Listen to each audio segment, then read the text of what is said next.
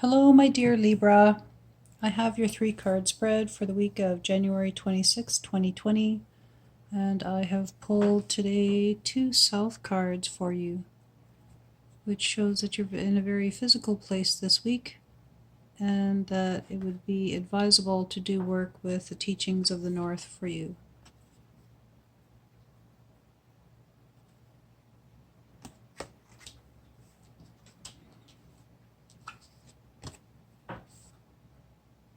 The South deals with the physical, and when we see more than 1 card drawn for a reading, this implies that work must be done in the opposite direction, so the North.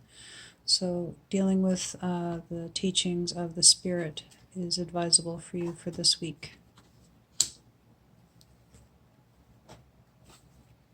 So we have for your situation card, Flow. And I'd like to start this reading with a prayer for daily empowerment, which I find quite beautiful, that is Lynn V. Andrews has included in her power deck. And I'll just read that to you now before we start with the reading. I am a new warrior of spirit. I exist in a world of sacred balance. I balance with 1 foot in the physical world of material substance and 1 foot in the dimensions of spirit and sacred life. My course is set by my ally, the winds of time. Mother Earth gives me life force, the lifeblood of my sacred body. The plants give me nourishment and healing as I ride the wind horse of my intent, my sacred warrior's transport of buoyant joy into a new and unknown world of harmony. I am truly a new warrior, an androgynous spirit being of light. My weapons are the shields of awareness, the symbols of ancient truth, and the sacred giveaway. Like the angels that surround me, few see me for who I really am. I do commerce in the world. I raise my family. I live a life dedicated to freedom. I immerse myself in the physical world so that one day I can give it up, because I can give up only something that I truly have. People learn from me through example because of the integrity of my own life and spirit. I move into the world with confidence and wisdom. I am always open in learning tools of knowledge, and I share those tools with my sisters and my brothers. I am a warrior of the light, and I live the integrity of that truth with great care, and from a center within myself that is pure goodness, the embodiment of the peaceful soul. I walk with confidence the path of heart and personal power. Ho!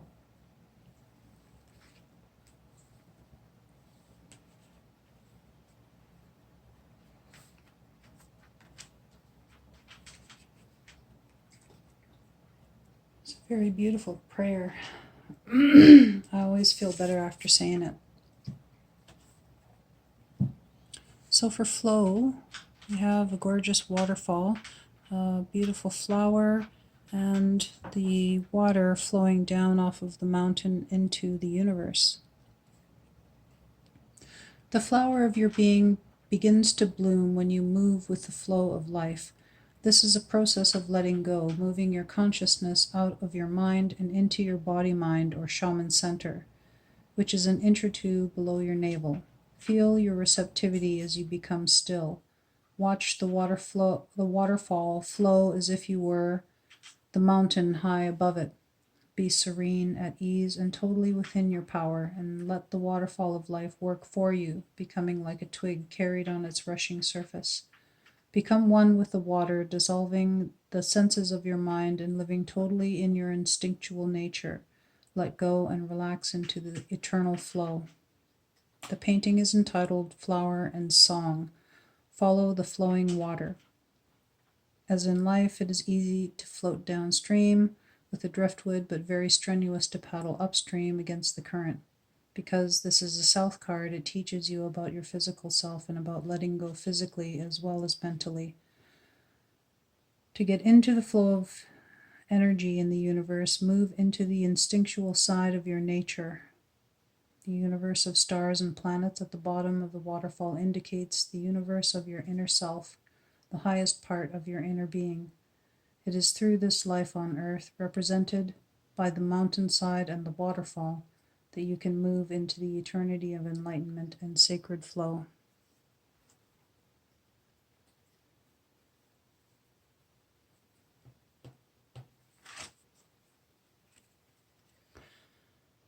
And for your challenge card, we have courage.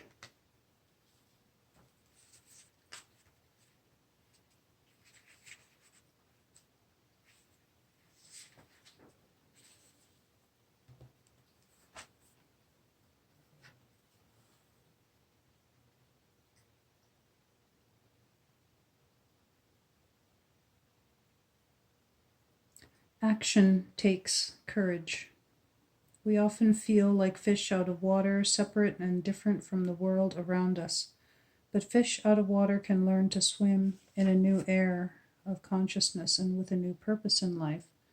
Perhaps it is identification with objects and clinging to addictions that keeps you feeling separate from your source of your power.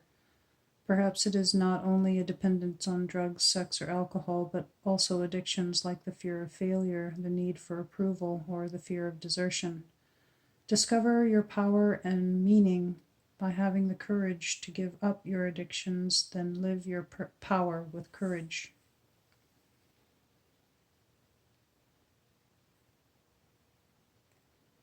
The painting is entitled Where Heart and Spirit Travel. It portrays an idea beyond what we usually experience, two fish swimming out of water through a forest of transcendent spirit. These fish could be your transcendent spirit moving down the path toward higher consciousness with the high Himalayas of Great Spirit looking over you. It takes courage to walk this path, to go beyond the boundaries of your ideas and your imagination. Do not be limited by your belief systems. Courage is a teaching of the North and a teaching of spirit on the path to power. And just a note about addictions and giving them up. Having that courage is, it takes a lot of effort to give up even one addiction. And so I believe that having the courage to change your life in that regard, it's like raking up leaves when the wind is blowing. So we all know that's kind of useless. We're not going to get all and each and every leaf if we're using a rake and the wind is blowing at the same time while we're trying to do our work. So life is around us. We can get caught up into our addictions, quite easily. Depending on our circumstances, we might be doing good, staying away from, say, like a party scene or something like that. Whatever it is that, is your vice, I guess, is a good word for it. And then all of a sudden there's like two of your best friends have birthdays, 1 week after the other or something, and they want you to go out. So, I mean, this is just a very kind of banal example. There are many more intricate examples of like more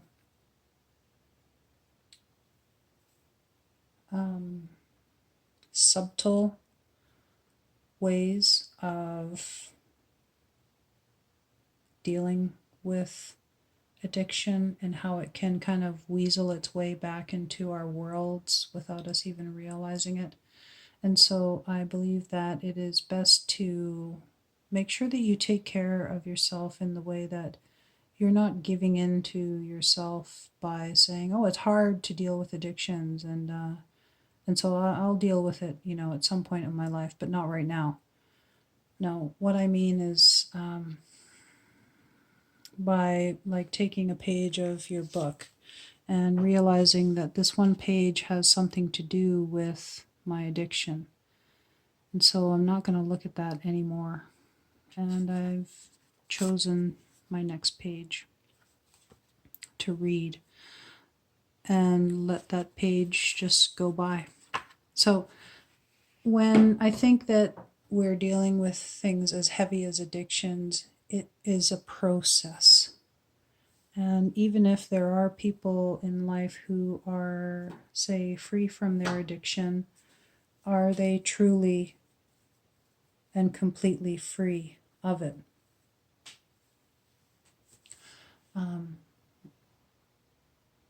That is only for the person to say who is dealing with it. You know, could be that a person only decided to lose an addiction because of health concerns, and so were forced to give it up. But if they had the choice, they would continue it. There are those who don't like being a slave to any type of an addiction, and so they decide that they're going to try to free themselves. However, like myself, I struggle with addiction, and it is something that is, I believe, it is in everybody's life in one form or another. Like Lynn said, the need for approval is a huge addiction in our Western society that a lot of people don't even realize that they have. And so for me, I think that it's best to try to pick and choose the times that you want to do away with aspects of your addiction that are no longer serving you, like attitudes, beliefs, staying away from triggers, also making sure that you're diligent in raking up those leaves at the proper time. So you're not going to start doing work when, your friends' birthdays are around the corner and you're kind of expected to go out with them to, celebrate their birthdays with them. Doesn't mean it's giving you a free for all to do whatever you want, but at the same time, if you're dealing with addiction, you need to pick and choose the times wisely so that you're not setting yourself up for a future failure. Because in addiction, that is something that people do deal with, is setting themselves up for failure because it may have become a pattern, and that is something that they've become used to. So as humans, we all live and learn, and picking and choosing your times to help yourself are very wise. Not expecting to just be done with your addiction just like that. It's a process. It can take time and a lot of effort, but it's definitely worth it. And so for your guidance card, I have another South card here for you. Commitment.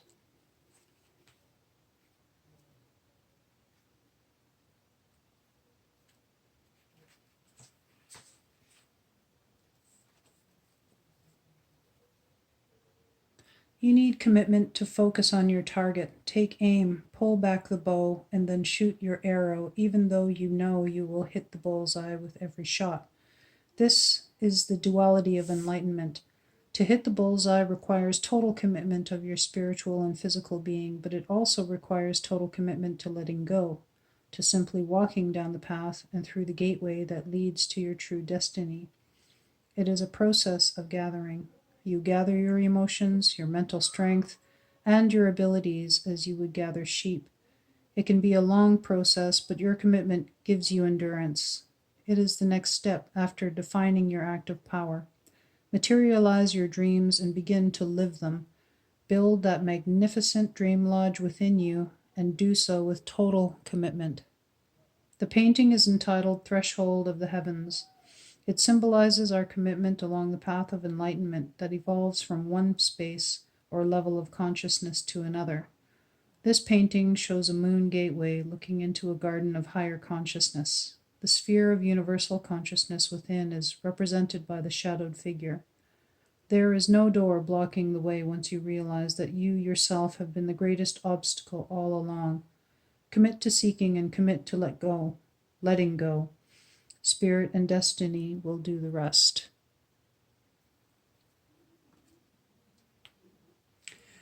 So it's a very powerful reading.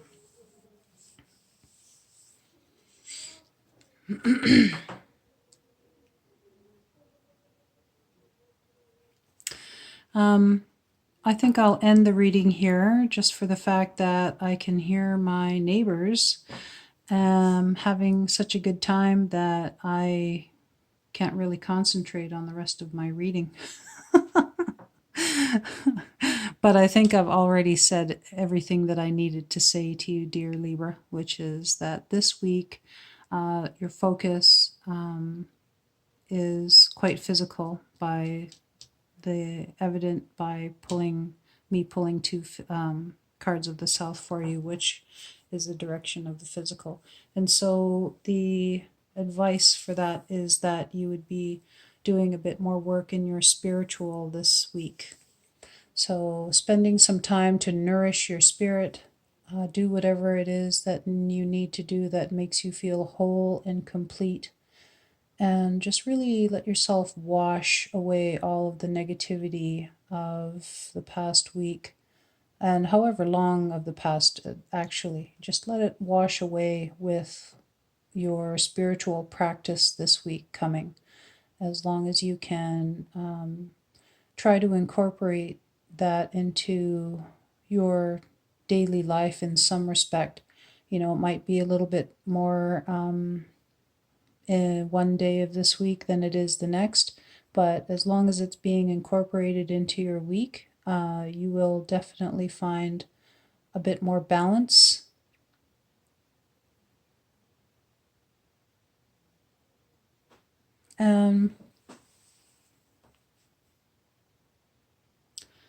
Yeah, because when you're nourishing your spirit, that is something that will definitely feed your emotional and mental self as well.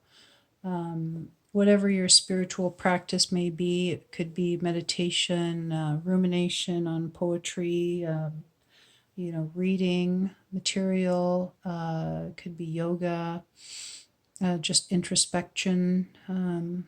Whatever it is that you're doing, just allow yourself to really kind of wash yourself in that and then emerge from that bath of spiritual consciousness and fulfillment, emerge from that, fresh and clean, and enjoy your week. Lots of love. And I hope to see you here next week. I really hope that you enjoyed your reading and that you like and favorite share my videos if you wish, and please subscribe if it is resonating with you. I do appreciate it.